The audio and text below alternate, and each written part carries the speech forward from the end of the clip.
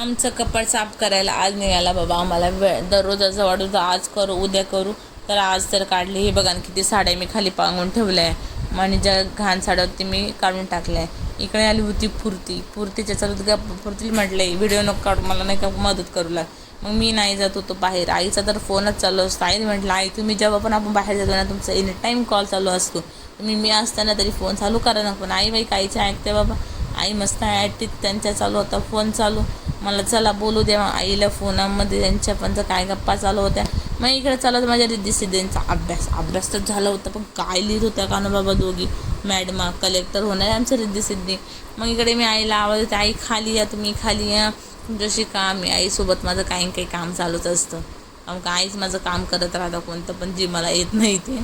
तर मी आईला आवाज, पण आईला काही तिसऱ्या मजल्यावर होतं तर आईला काही ऐकू येत नव्हतं. त्यामुळे मला डरडातून जोरात आवाज द्यावा लागतो वायाला खाली. हा आमच्या रिद्धी संसार थाटला होता. तिच्या मावशीने त्यांना भांडे आणून दिले होते. तर रिद्धी बघा किती छान भांडे लावले, किती बरे संसार करताय माझ्या रिद्धी